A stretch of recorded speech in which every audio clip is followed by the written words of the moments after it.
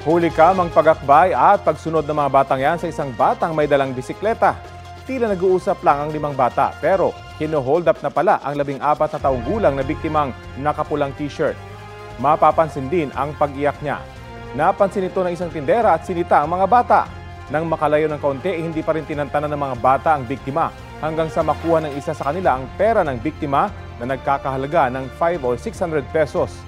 Nagsumbong sa barangay ang nanitang tindera. Nakumpiska sa mga bata ang isang patalim na ginamit daw bilang panakot sa biktima. Pinatawag din ng mga magulang nila at nabawi sa kanila ang perang ninakaw. Napagkasunduan ng sumailalim sa community service ang mga child offender bilang intervention.